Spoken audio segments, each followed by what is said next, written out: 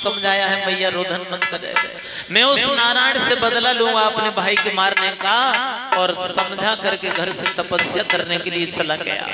जब तपस्या करने के लिए गया है हिरण्यकश्यप, और देवराज इंद्र ने जब देखा कि ये इतना बड़ा राक्षस है, तो कयाधु के उदर में जो बालक पल रहा है वो बच्चे को जन्म देगी तो वो भी राक्षस ही पैदा होगा। पिता राक्षस है तो संतान भी राक्षस होगी। तो हम कयाधु का वध करेंगे, हम कयाधु को जिंदा नहीं छोड़ेंगे। राक्षस पत्नियों का हरण कर लिया देवराज इंद्र ने, कयाधु का हरण किया। देवर्षि नारद ने आकर के इंद्र से पूछा, इंद्र ये तुम क्या कर रहे हो? बोले हम कयाधु का वध करेंगे। क्यों? इसके उधर से भी राक्षस संतान पैदा होगी। नारद बोले ये जरूरी नहीं है कि पिता राक्षस है तो संतान राक्षस पैदा हो, संतान भक्त भी पैदा हो सकती है। संस्कारों से संतान बदल जाती है।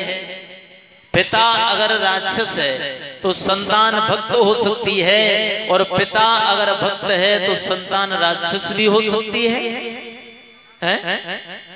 एक कथा और आती है भागवत में, राजा अंग की।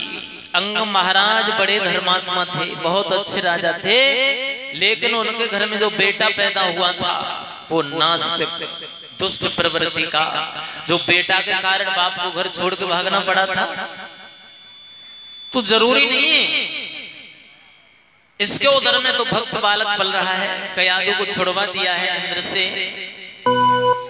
इसे छोड़ दो। और कयाधु से ये कहा है, कयाधु तुम भगवान की कथा का आनंद लो, हमारा ये आशीर्वाद है, तुम नहीं चाहोगे तुम तब तक ये तुम्हारा बालक जन्म नहीं ले सकता।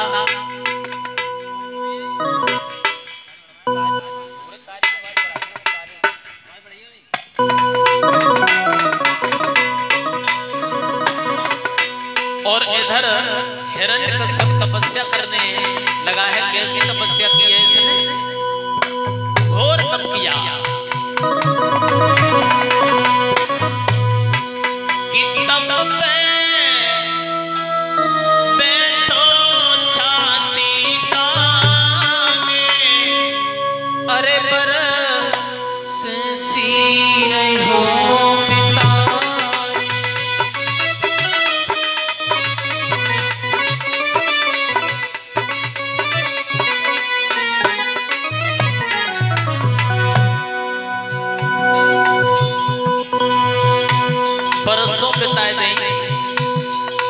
तपस्या करते हुए। अरे तप तप के जाने अंग जलायो,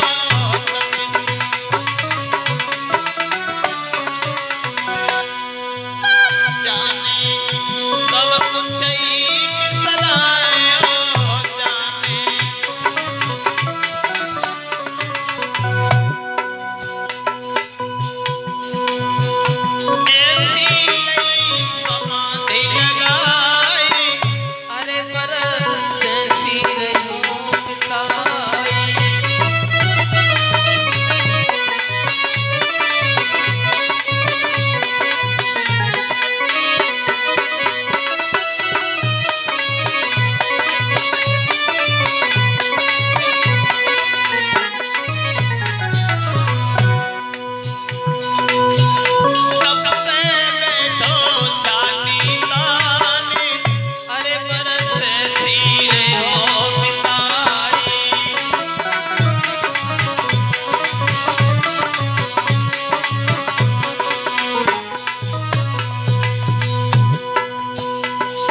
शरीर पर धूल मिट्टी इतनी इकट्ठी हो गई है, बरसों बीत गई है तपस्या करते हुए, शरीर दिखाई नहीं देता।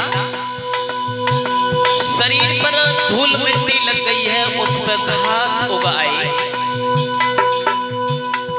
अरे कानन में से चली सराई,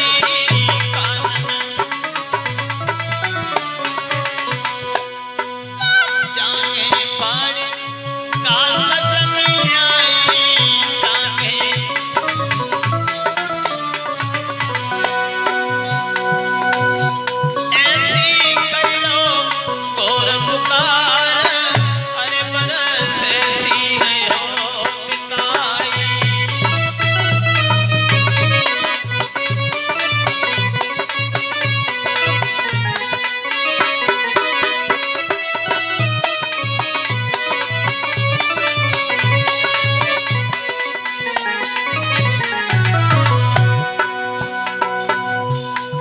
शरीर उसका धूल मिट्टी में दिखाई नहीं दे रहा, इतनी धूल लग गई ऊपर। अरे इतनी धूल गई है छाई, इतनी पानी लाशों बड़े दिखाई वहाँ।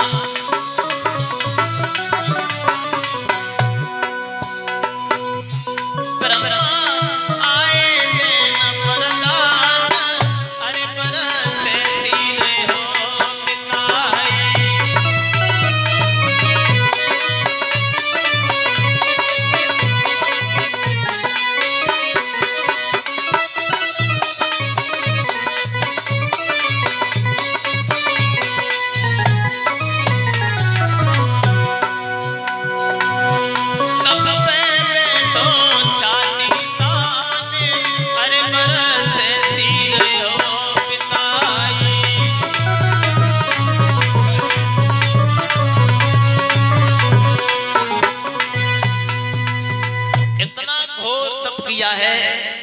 बरसों बीत गई हैं, शरीर पर धूल मिट्टी इतनी इकट्ठी हो गई, शरीर दिखाई नहीं दे रहा।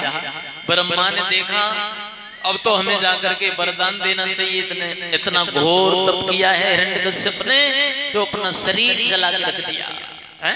ब्रह्मा जी पास में पहुंचे हैं और कहने लगे बेटा आंखें खोलो, हम तुम्हारी भक्ति से बहुत खुश हैं। अरे तुमने शरीर को जला के रख दिया, एकदम समाधि खुल गई और सामने देखा तो ब्रह्मा खड़े हैं, पैरों पर गिर पड़ा।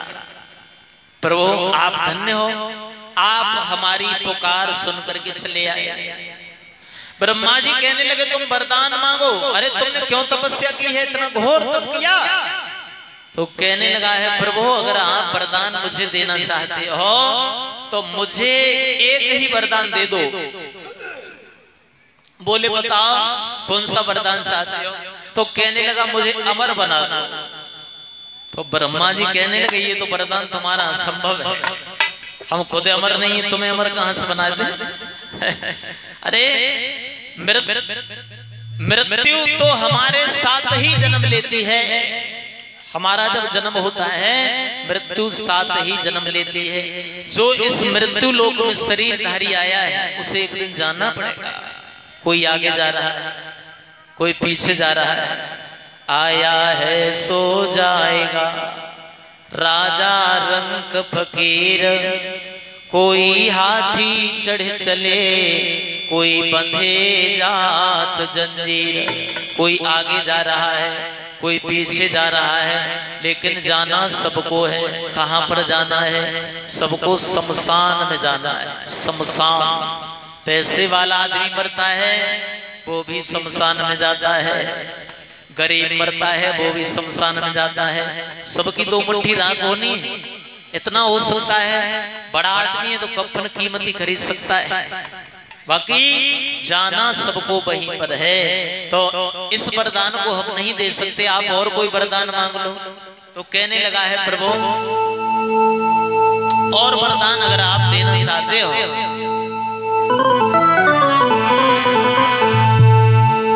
तो सुनो मेरी बात।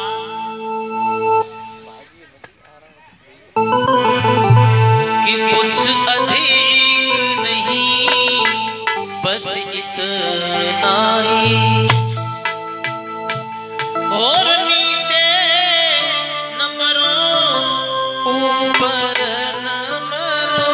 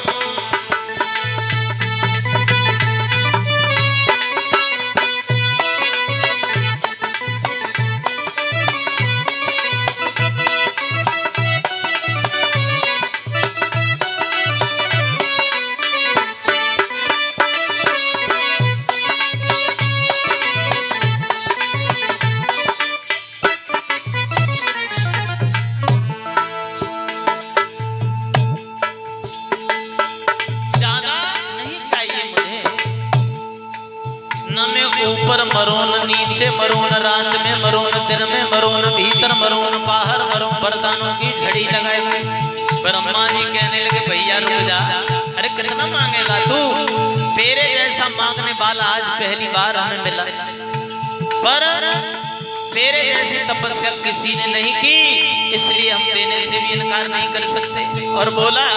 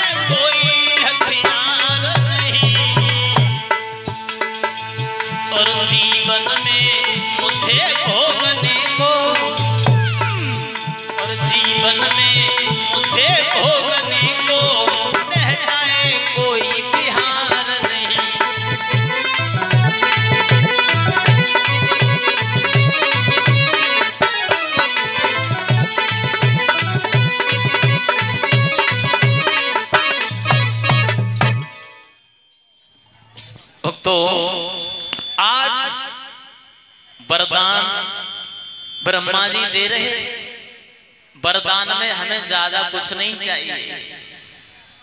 देखो ये वरदान हमें सारे दे दो। अब ब्रह्मा जी एवं वस्तु कहते जा रहे हैं, तुमने 84 लाख योनियां दुनिया में बनाई हैं, उन 84 लाख योनियों का कोई जीव मुझे मार नहीं पाया।